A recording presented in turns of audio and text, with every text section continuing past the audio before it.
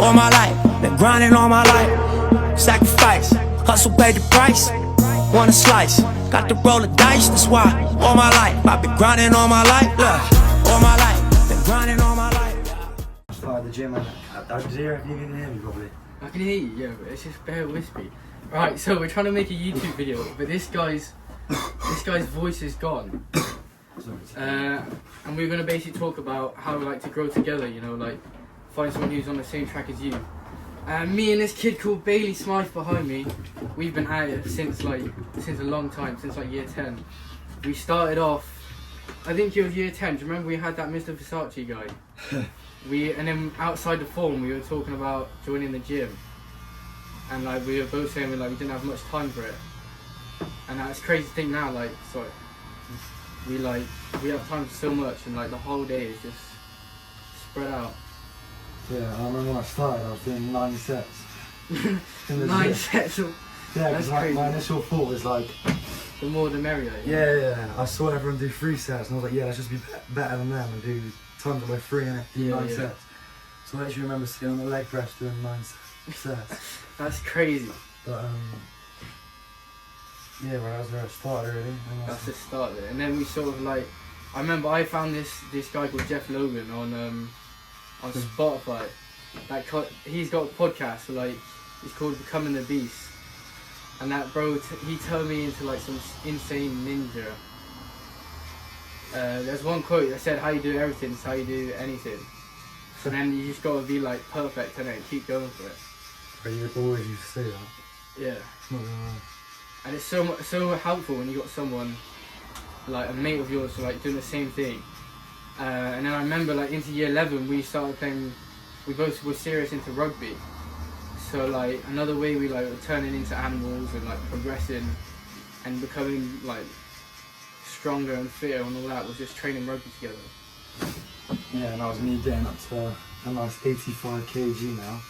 Yeah. In the gym. Not hitting 9 sets anymore. Bro's moving on, bro. Started bench pressing.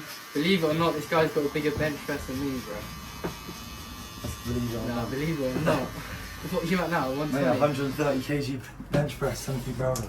Ruben, Millward? Millward, he's coming for you, bro. He's not, bro. He's pushing. I know you're doing more than him, but he's pushing to get you. Which is crazy. 85 kg doing 196. That's another thing. It's like you just keep pushing each other. I remember one Christmas we we trained every day at 8 o'clock. That's actually fucking sick, wasn't it? Yeah, man. We were always training, no matter the day, innit? No matter the day, no matter the time. Yeah, it'd be like Christmas. It'd be like pissing down with like hailstones and stuff. Yeah. They'd be out there like holding like a tackle bag, like the muddiest, dirtiest, rockiest. We used to. The scrapes down my back used to be crazy. We used to 1v1 100% tackles. I got Spencer into it, my little cousin who also does barbering now. He's only 15, but he's only like, what, like 5'3", 5'4". Yeah. Really short, and he's really small, like must be like 40 kilograms. And I got him into it using a tackle bag and using like pillows for a tackle bag because I didn't even have a tackle bag. And he was out there like in the rain, literally basically out here crying. Because I was like, yeah, now we're going to do 100% into each other. And he was so scared that I was going to like kill him, literally demolish him. Out here just, yeah, it was crazy. Yeah, but just from doing that, I just set the standards high instantly, from going out early in the morning, start waking up at 6 AM, making sure I was out at 6:30 every morning, doing sprints. No matter if I felt like shit or not, you know what I'm saying? Like set standards high.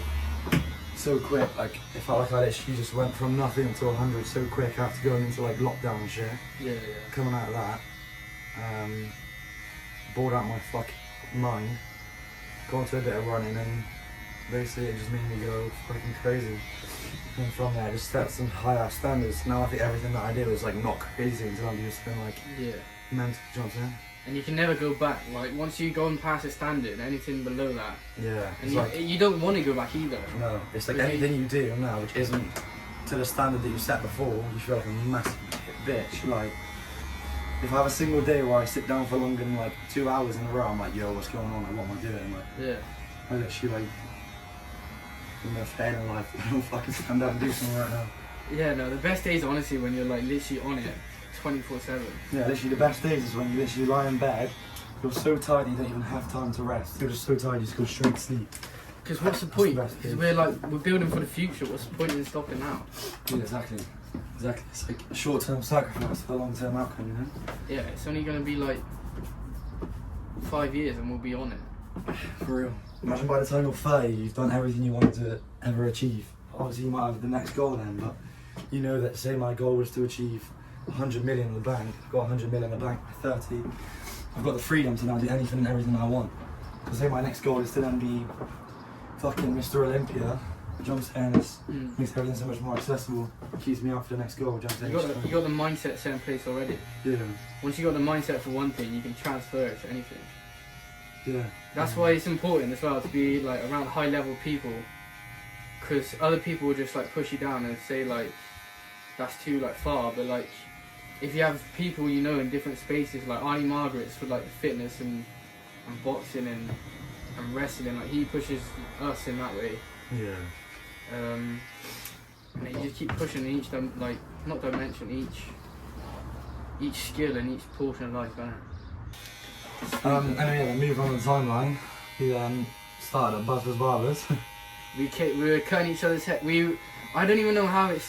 We were thinking together like We just didn't want to pay the haircuts. we didn't want to pay, so we thought we we'll just cut each other's hair. we'll cut each other's hair. Yeah, we started doing that. We used to come to school with some like raggedy haircuts, bro.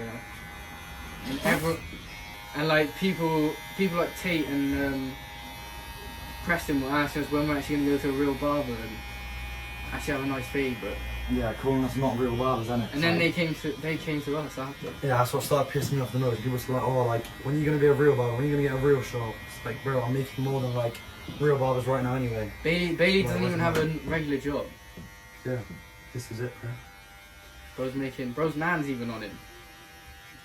I know, but, yeah, then they start asking for haircuts when they're actually fucking good enough.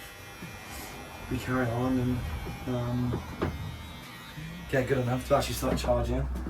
Go to about £5, work that up. Remember we did a cut on each other one day after Long Lemon's training. Yeah, we were literally cutting hair everywhere and anywhere. Like, I got a video on my TikTok Buzzers Barbers right now of like saying when the whole girl still wants a haircut, and it's me and Kyle on the bus just taking like bags of clippers and shit like that to people's houses and cutting random people. And I was cutting hair like we were both cutting hair in school, like in the changing room, and then cool every day. On sports day and everything like that. Yeah, literally. I was doing it outside in Long Levens, Rugby Club, and we also were cutting hair like outside school on the park benches, and like I remember one night. In GCSEs as well. Yeah, literally, we would finish our exam. Someone would be booked in. Finish our exam at like 10:30. Someone would be booked in at like 10:31. We'd go down, cut in the changing room, and they were like, "All right, down to the next exam." Like literally, it made no sense. And obviously, we were still getting like top grades, like. Still getting like 8-7 in science and like 7 in maths. My lowest grade was 5 or something. So yeah, I don't know how we pulled that off, but yeah. Yeah. Where's my one got? It's on the phone. Yeah, then we started travelling to people's houses as well. Now I was cutting Preston Mason weekly for extra fees and whatever. Now it's Farley, really, isn't it? I don't know when you dropped. Yeah, and then it was the start of year 12. I moved to King's School, and I mean Bailey was doing so much more haircuts than me. I was kind of slacking off, and I couldn't keep up with the numbers. So then I think I left. Now Bailey's doing it all on his own. To be honest, he's doing a fucking grand job. He's at the moment he's ahead of me on the scale, man. I'm pushing to come back and get it even. So see, that's it as well. It's competition. You know what I'm saying? And I know it for a fact. So like, Because I know I'm gonna beat Kai. Bailey, I do. You know what I'm saying? Bailey doesn't need to remind me about it, but I wake up and I think Bailey's gonna be on it, so I got pushed harder than him. Yeah. And then every day knowing that I'm gonna beat Kai just because I'm not in it. Yeah, whatever, kiddo. I got him on the sprints last week, so Mate, that's the only long one. How about jiu-jitsu? Jiu-jitsu, I'm coming back. I'm beating you on jiu-jitsu. I've won 3 in a row, haven't I? Okay. I had heat stroke. Bro, I had heat stroke, bro. It's 7-5 on aggregate, but I'm only 2 away. Yeah, and then short sprints, beat everyone. Yeah. Pull ups, I beat you guys. Fair enough. Well, how much you even meet that little bro? Just being like sexy. Fair enough. Fair enough. Yeah, but he's so smug, isn't it? But that's good. Anyway, and then you left. Yeah, and then I was carrying on. My price raised up to £10 because I was getting. I wasn't even in the frame of mind like, oh yeah, I'm gonna get rich off this thing. I was just in the frame of mind like, yeah, I can just make some cool money out of it. Why not increase prices? Like, there was not really any thought behind it, you know. I just increased because yeah, I thought yeah, I'm doing decent. Why not increase? But yeah, that all changed when Carly came back for a tiny bit. He came back for a very small amount, and you must have cut like Rupa a couple of times. And that was about it, wasn't it? yeah, and I cut some king toys, but that was basically it. Yeah. That's the one thing that I need to work on, is to actually stick into the plan. So that's why this year I made a plan, and the plan's not allowed to change, and we're just going to go at it. I planned it all out. When I was studying for my A-levels, in between I was planning out the year, and basically I was going to go hard, and I thought about it all through, you know, like trying to plan my business around the lifestyle, not the lifestyle around the business. And now we're pushing for it, pushing hard. Like one of my coaches saying a thing is, no one has business problems, everyone has personal problems that bleed into the business. Meaning, any personal problem you have will affect your business. It's not actually a business problem. Your business is just a word. It's the standards and habits that you are, do you know what I'm saying? Yeah. So if you're lazy, then your business is going to be lacking. So everything's a direct representation of how you're doing in life. So yeah, I got to increase my standards, increase my habits. And then over the 6 months, once I'm building up the momentum, then everything will start coming through and start seeing it. I was actually going to ask you, what's your vision? What's the plan for like the next like couple of years? Couple of years or long term goal? We'll do a couple of years and go long term. Couple of years. As a barber, I want to be making, let's say the next year, next 12 months, I want to be making 10k per month. So 120k per year. Pounds, that is. As a barber in the UK. Which is definitely possible. Easily possible if you just stick to the script, know what's working and know what's not working, and repeat the stuff that's working, and yeah, that's about it really. Get to about that and carry on with all my fitness goals. Like I've done a couple of 100-kilometer runs. Yeah, it says that so casual. Had to flex this shit quick. So casual. Done a 60-kilometer run, an 80-kilometer run all by myself. But yeah, just sticking to all the scripts and still trying to push all my fitness goals as far as possible, getting jacked as fuck and getting a 3-plate bench hopefully in the next couple of months. But yeah, that's for the next year really. What about long term? Like, what, say like 25 to like 30 years old? So the next 10 years, I'll Yeah, say. exactly. Next 10 years, I would like to be able to create myself pure financial freedom, meaning I want to be able to do whatever I want, whenever I want. Like, I feel like it, whatever it is, it could literally be, I want to go to Botswana tomorrow, and because I've got 10 million in the bank, I can do that. Obviously, like I said, same thing on my fitness goals, to carry on. By then, hoping a 200 kg bench would be quite cool to do that. Maybe I would have completed the, what's that run called? Moab 240. The Moab 240 run, 240 miles in the hottest desert in America. But yeah, the overall main goal is just financial freedom. Be able to allow my family to be not worrying about money either. And Just everyone, provide for yeah, everyone. family, future kids, friends, everyone who's around me to just be submerged by the freedom they want to do, the life that they want Yeah. to choose, and the path they want to. I got a cheeky little phrase. I like to say, "Buy the freedom of those who stand around me." Oh, That's okay, crazy. mate. All right, calm That's- down. I had the freedom of business in the mind. Let's go. For everyone, sisters, mother, friends. But yeah, I'm not a massive family guy, but yeah, just trying to still buy that freedom for them really. And anyone who's with me really. That's the long term goal. Good man. Share yours as well. Mine, yeah. So this year, I've put it down as, so I'm moving to France to start an athlete retreat business. So I want to be hitting, by August, I want to be on 60k followers, and I want to make 10k just in that last month. So yeah, make 10k in the last month, so then I don't have to go to uni. And then if we say 10 years, in 10 years, well, I said I want to make £1 million before, on my 22nd birthday. I want to be married by my 24th, and I think, yeah, I want to get some houses for my sisters and my mother. Also in this year, I'm gonna get some abs. I'm looking to just push the fitness and everything like that to the max. And I'm gonna be doing a couple of high rocks, see how I go on those. And then again for 10 years, talks about the houses. I want to have location, time, and money freedom. And then I don't know, from there we'll push on because I'll probably have a new goal by then.